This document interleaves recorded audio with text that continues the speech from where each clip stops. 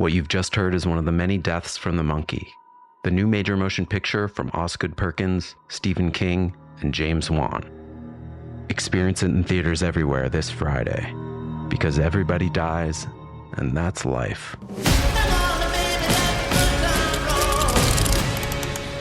Let's have some fun. This episode is brought to you by Progressive Insurance. Fiscally responsible, financial geniuses, monetary magicians.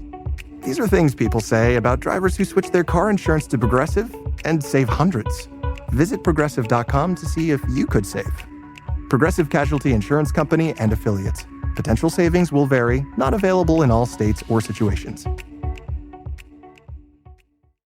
Hey everyone, and welcome back to Big Mad True Crime, where we get big mad over true crime. I'm your host, Heather Ashley, and today's episode is a big update on the murder of Egypt Covington. For those of you who are newer listeners, Egypt's case is one we did a 4-part series on in 2020. Egypt Covington was shot and killed in her own home on June 22, 2017, and her case went unsolved for more than 3 years before the Michigan State Police took it over in August of 2020 and solved it in 3 months. While we knew the names of the 3 people charged with her murder, we didn't know much else until this week when they had a 2.5-day preliminary exam. If you haven't listened to her series, I highly recommend going back and listening to it. Egypt was an incredible human being, and she deserves the justice which is finally happening after more than 3 years. Small talk sucks, so let's dive in.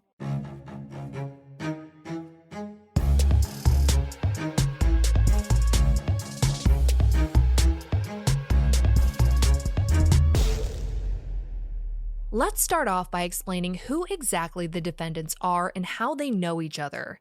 There's Tim, Shane, and Shandon. Tim and Shane are brothers, but kind of not really. I put together a family tree for Tim when he was first arrested, and frankly, the family tree gets a little twisty. The two aren't brothers by blood, but through marriage and other marriages that wound up leaving them growing up as brothers. Shandon is Tim's cousin. That one's pretty simple. Now let's talk about what a preliminary exam is. A preliminary exam is where the prosecution presents the most compelling evidence against the defendant, or defendants in this case, to hopefully convince the judge that there's enough probable cause for them to stand trial for what they've been charged with.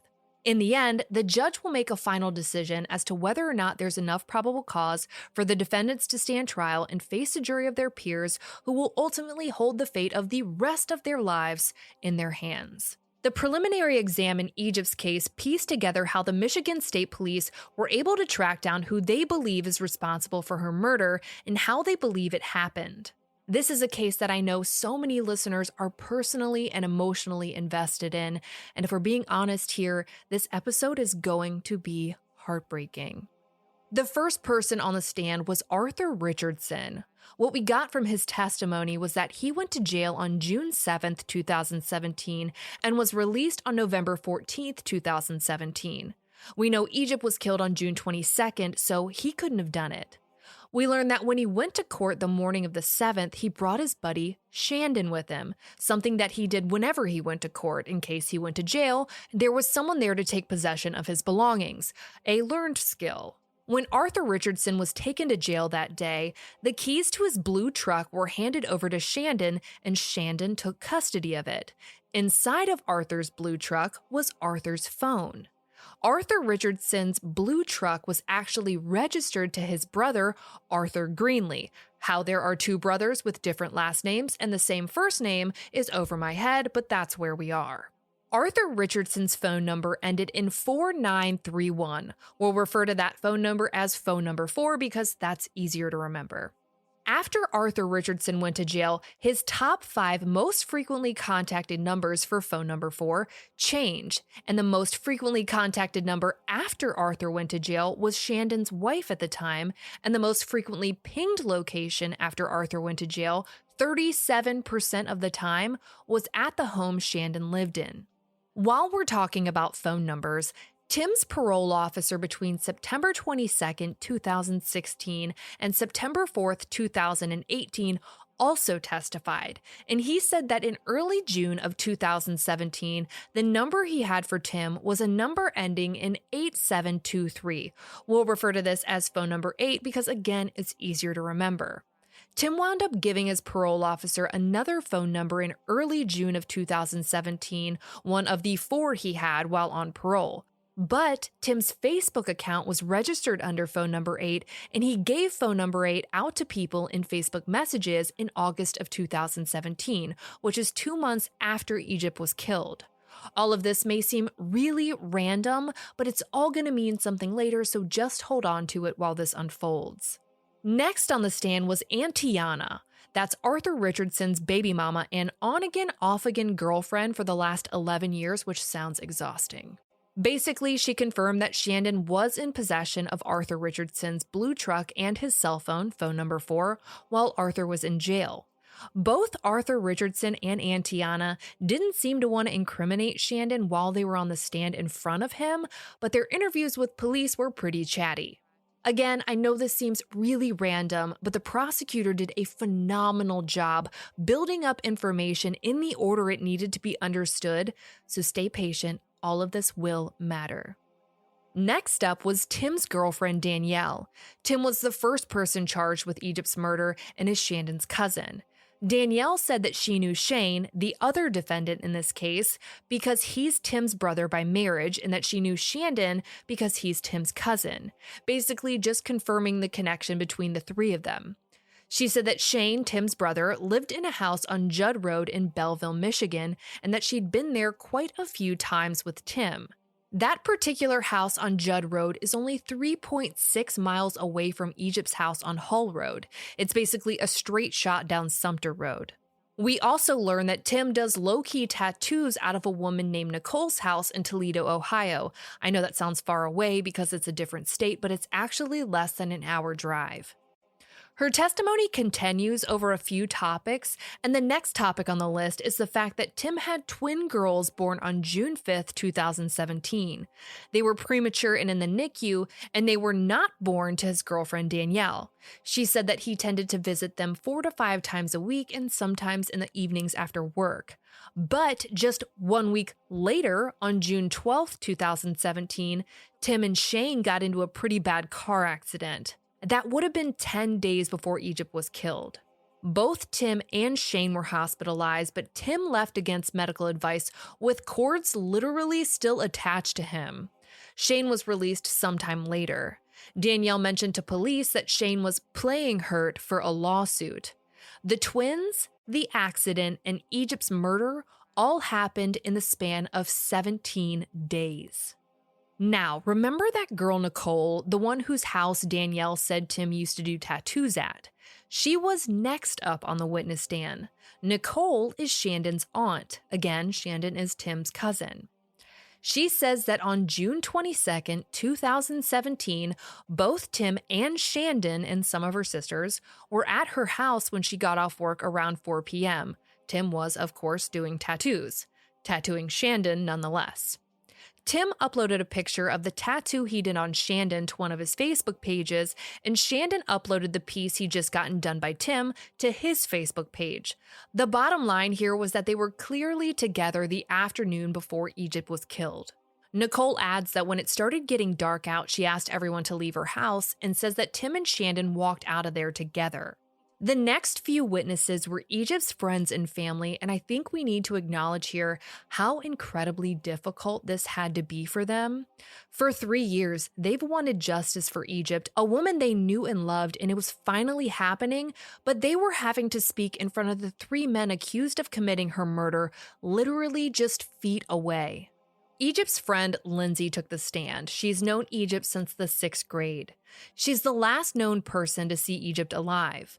The two took a yoga class together on June 22nd, and it ended around 8:45 p.m. Lindsay said that Egypt was heading home to do some cleaning because Egypt's boyfriend Curtis was going to be moving in with her soon. Lindsay did not talk to Egypt after they parted ways in the parking lot of the yoga studio. After the court established the last in-person interaction with Egypt, Lindsay talked about the layout of Egypt's house. It was a ranch house split into 2 apartments. There's one main door that leads to a hallway, and in that hallway, there's a door to the left that leads to Egypt's apartment, and there's a door on the right that leads to her neighbor's apartment. Egypt's neighbors were Stephen and Megan, whom Egypt was good friends with, and were out of town when Egypt was murdered. They were at an event called Electric Forest. Egypt had been taking care of Stephen and Megan's dogs while they were out of town, and Lindsay stepped in and took care of the dogs on June 24th, the day after Egypt was found in her apartment. While Lindsay was in Stephen and Megan's apartment, she noticed 3 or 4 5-gallon buckets of marijuana shake. This will be important later. Next on the stand was Caitlin. Caitlin is Egypt's adopted sister who's known her since she was 15. In her testimony, we hear a lot about a Snapchat that Egypt posted to her story around 11 p.m. on June 22nd. We only know about that Snapchat because when Caitlin found out about Egypt's murder, she rushed over to her house and remembered the Snapchat from the night before. It was a photo of Egypt's TV with the caption, "I effing love this movie." Caitlin took a screenshot just in case. The screenshot was taken around 9 p.m. and it said it was posted 22 hours prior. Because Caitlin saved this Snapchat, the timeline of Egypt's murder was narrowed down to at least happening after 11 p.m. on the 22nd. It's believed that's the last known interaction Egypt ever made before she was killed. Another person to take the stand was Stephen. Stephen was Egypt's neighbor and friend who lived in the other half of the ranch house that Lindsay described. He notes that, as Lindsay said, he was out of town at Electric Forest when Egypt was killed and had left a day prior to her murder. Egypt had actually gone with Stephen and Megan to Electric Forest before, but she didn't go this year because she'd recently gotten a new job and had already gone on a family vacation and didn't want to miss any more work. The day Stephen left for Electric Forest, he was having his lawn mowed by a company owned by one of his friends. And this is where the bombshells in this case start happening, and all of the pieces start to come together.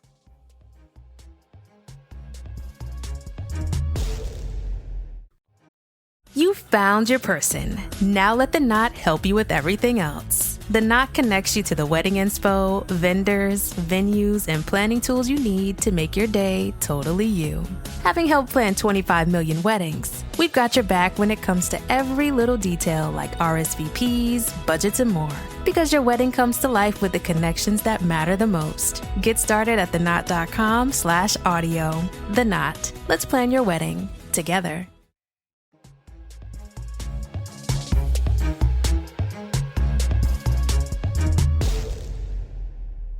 On June 21st, 2017, the day before Egypt was murdered, her neighbor Stephen, who lived in the other half of the house her apartment was in, was having the lawn mowed. Shane, the brother of Tim, who's the cousin of Shandon, worked for the lawn care company that was mowing their grass that day. From the day Shane was arrested, from the day Shandon was arrested, everyone wondered what the connection was between the 3 of them in Egypt, and that was it.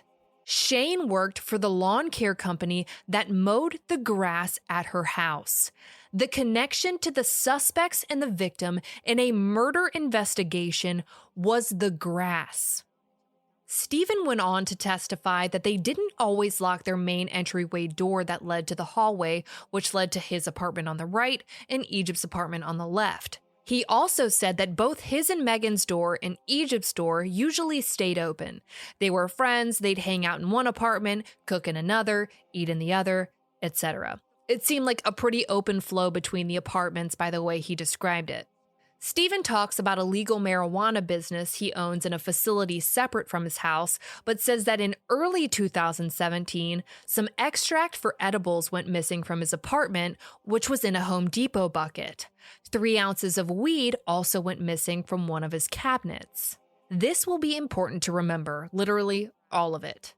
The last of Egypt's friends and family called to testify was her boyfriend at the time, Curtis. Curtis is the one who found Egypt in her apartment around 7:15 p.m. on June 23rd, and his testimony was heartbreaking to watch. He had to recount the entire day of the 22nd, which included Egypt leaving his apartment that morning to go to work, and them texting goodnight around 10 p.m. when he went to bed. He also went over the day of the 23rd where he tried over and over again to get in contact with her but couldn't, and went to her apartment only to find that she'd been murdered. He cried as he talked about it, and I think we all cried with him. He had to talk about all of this while sitting in front of and looking into the eyes of the 3 men charged with the murder of his girlfriend. Curtis said he didn't know Egypt's neighbors, Stephen and Megan, very well, but was planning on moving in with Egypt when his lease ran up in about 10 months. At this point in the preliminary exam, everything gets really evidence and law enforcement heavy. Sergeant Reaney from Van Buren Township Police took the stand. He was a patrol officer at the time of Egypt's murder and a certified evidence tech who responded to Egypt's house to collect evidence. While on the scene, Reaney collected a shell casing, the Christmas lights Egypt was bound with, a marijuana pipe, a black phone, a brown charger, and a couch cushion that a bullet had been fired through. Pillows and similar items, such as couch cushions, are sometimes used as silencers for guns. It's not incredibly efficient, but people who watch movies and TV might think that they are. I think it's also important to note here that they only collected 1 phone, but Egypt had 2, a work phone and a personal phone. The only one they collected was her work phone. Sergeant Reaney also took photos of the crime scene while he was there, and in one of them, a cabinet door is open, which really seemed to stand out after hearing that Egypt's neighbor Stephen had had 3 ounces of weed go missing from his cabinet just months prior. While we learned a lot of new and gut-wrenching information from Reaney's testimony, it honestly didn't seem like he'd prepared at all. When he was asked questions, he kept having to say that he'd have to look at his report and was eventually given a copy, and the defense really went after him because of it. And while the defense was doing that, it's mentioned that Egypt's phone was deleted by mishandling of evidence. Excuse me, what? How in the wily fuck was Egypt's phone deleted while in police custody? Whew. Next on the stand was Detective Street from Michigan State Police, and he was a champion. I repeat, a champion. He got straight to business and had clearly prepared for his testimony. He started talking about CCTV footage that had been recovered from the Citgo gas station at the end of Egypt Street. The CCTV footage was from the night she was killed. CCTV footage that Van Buren Township Police had the entire time. In it, he saw a blue truck following a Chrysler 300 pass by the gas station around 11:40 p.m. from the direction of Judd Road on Sumter Road and turn onto Hull Road. Shane lived on Judd Road. Egypt lived on Hull Road, and you'd take Sumter Road to get from Judd Road to Hull Road.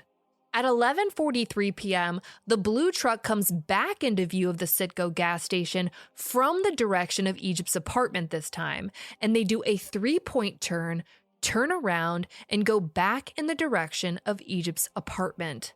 The Chrysler 300 had driven away at this point. At 11:49 p.m., the blue truck is seen again passing the Citgo from the direction of Egypt's apartment and driving back down Sumter Road and the direction of Judd Road. Detective Street went full-blown CSI on this blue truck in the video. He took note of the shapes of the lights, a light that was out, badging on the door, the front license plate, and the exact color of the truck from the manufacturer. And he tracked it down to being none other than the blue truck Arthur Richardson had driven to court on June 7th, 2017. The one registered to his brother Arthur Greenlee, and the one Shandon had driven away on June 17th with Arthur's phone number 4, still inside. Like I said, this was all going to come together. Law enforcement made contact with Arthur Richardson, who told them where the blue truck currently was and gave them authorization to tow it to Michigan to be seized. I mean, after all, Arthur Richardson was in jail when Egypt was killed, so he couldn't have done it, even if his truck was seen on CCTV by Egypt's house that night. But wouldn't you know, that's not the only tie there is. Arthur Richardson's phone number 4, the one he left in his truck when he went to jail, the phone that most frequently called Shandon's wife after Arthur went to jail, and the phone that was most frequently used at Shandon's home after Arthur went to jail, was geolocated as being at Egypt's house or on her property between 11:45 p.m. and 11:49 p.m. the night she was killed. The road was not a part of this geomapping. It literally had to be either in her apartment or in her yard. And if you recall, at 11:49 p.m., you see Arthur's blue truck passing by that Citgo gas station just 1/10 of a mile from Egypt's house. Phone number 4 and Arthur's blue truck were pinging and being videotaped at the same time they were at the Citgo gas station and Egypt's house. Whatever happened to Egypt, they believe it happened between 11:43 p.m. when that blue truck did the 3-point turn to head back towards Egypt's house, and 11:49 p.m. when it passed the Citgo gas station, driving away from it. Phone number 4 geolocated at Egypt's apartment in between that time frame. 6 minutes.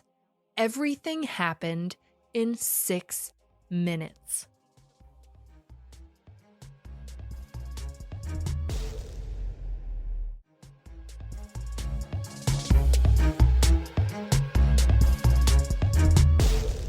Next on the stand was Special Agent Gavin with the FBI. He's on the Cellular Analysis Survey team. He explained how cell towers work and then went to town on what he found. Egypt's phone left the yoga studio at 8:45 p.m. the night she was murdered.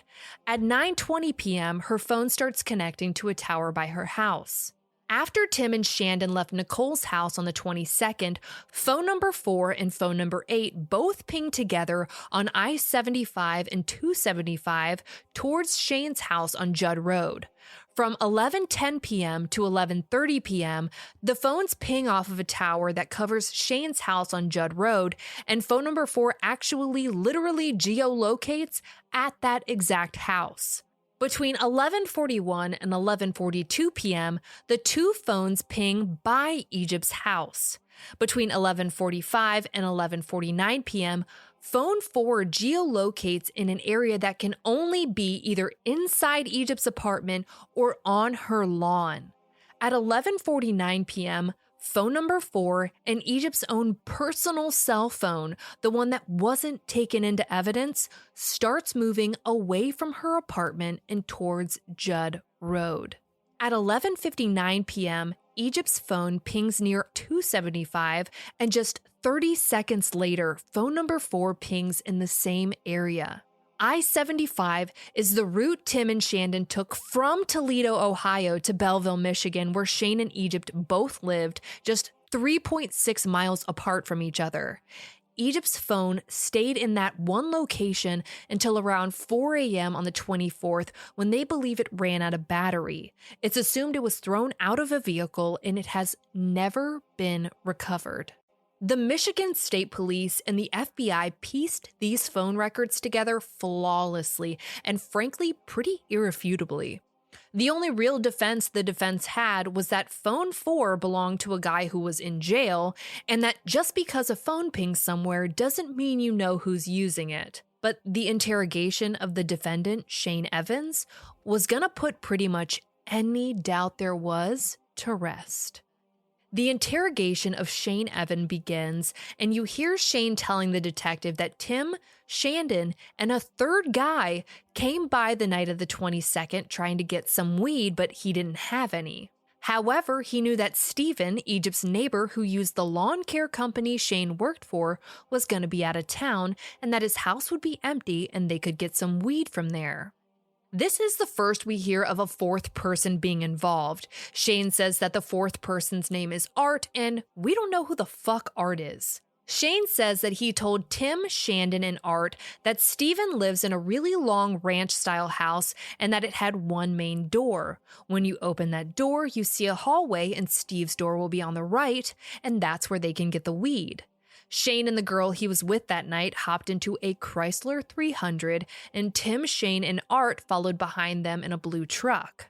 As he took them down the road, he pointed to Stephen's house and told them to go to the apartment on the right. Shane says he then drove away. That blue truck turned around at the Citgo gas station at 11:43 p.m. and went back towards Egypt's house. And about 10 to 15 minutes later, Shane gets a text message from Tim that says, "Whoops, wrong door."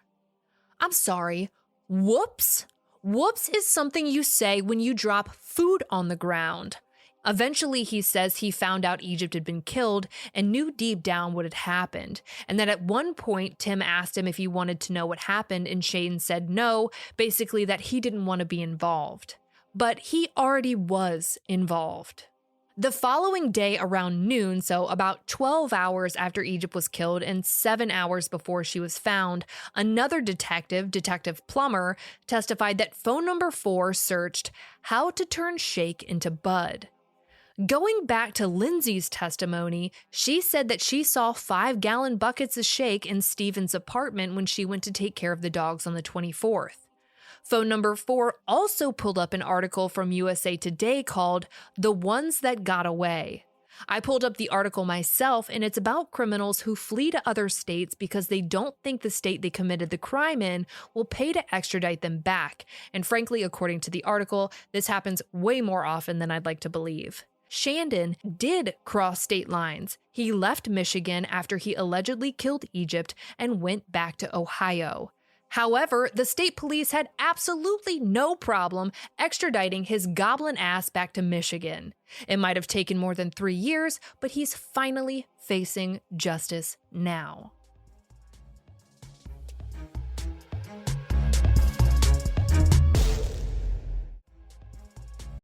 Ladies and gentlemen, we are now boarding Group A. Please have your boarding passes ready to scan. If your phone is cracked, old, or was chewed up by your Chihuahua travel companion, please refrain from holding up the line. Instead, go to Verizon and trade in any phone in any condition from one of their top brands for the new Samsung Galaxy S25 Plus with Galaxy AI and a watch and tab on any plan.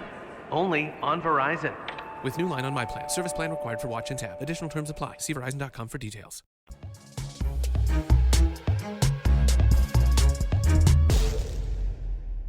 The last bombshell dropped by the prosecutor was that when the Michigan State Police ran the DNA from the Christmas lights Egypt was bound with, it came back with a hit to none other than Timothy Moore. Now, it needs to be further confirmed, but that's a pretty big deal. Throughout the entire testimony of Egypt's friends and family, the defense had made constant references to the fact that no one had ever seen Egypt with Tim, had never heard of Tim, and even went as far as to say that Tim wasn't her type because he wasn't an older white man, which seemed ignorant as fuck, by the way. That entire defense shit the bed when Tim's DNA was found in Egypt's apartment, and not just in her apartment. It was on an item used in the commission of her murder. Good luck trying to explain that away. The defense also asked a lot of questions about Kenny, seeming to take a whack at the "some other dude did it" defense, and the tune of Kenny really started to change at this point. We heard from Egypt's friends and family that Egypt was friends with Kenny at the time of her murder, and that he'd recently helped her with a down payment on a car, and she was still on his car insurance either when she was killed or right before she was killed.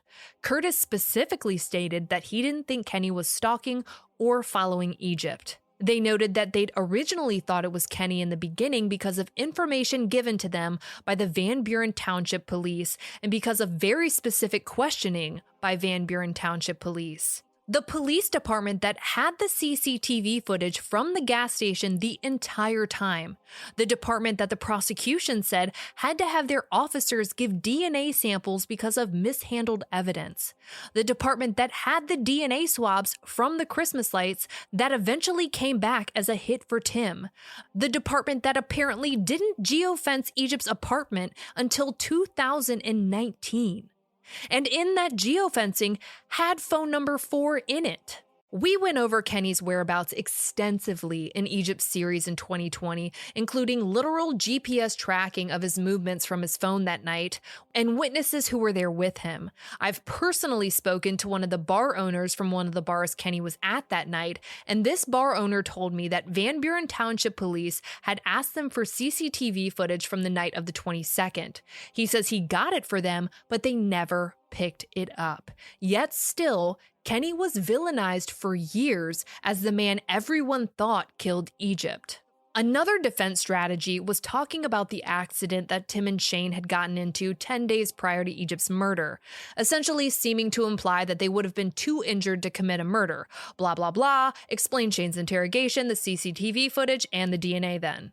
The prosecutor and the defense rested their case on Thursday, March 25th, and the decision was given to the judge as to whether there was enough probable cause to take these three assholes to court to stand trial for what they've been charged with in connection to Egypt's murder.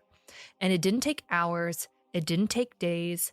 The judge quickly decided that there was enough probable cause, and these fuckers are going to trial in front of a jury who will decide whether or not they'll ever breathe another breath of fresh air so long as they each shall live.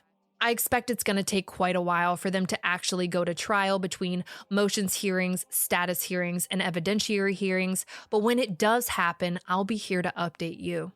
For all photos and maps pertaining to Egypt's entire case and my live updates from the preliminary hearing this week, check out her highlights at the top of my Instagram profile at @TheHeatherAshley and join me there tonight at 8 p.m. Eastern where we talk about her case.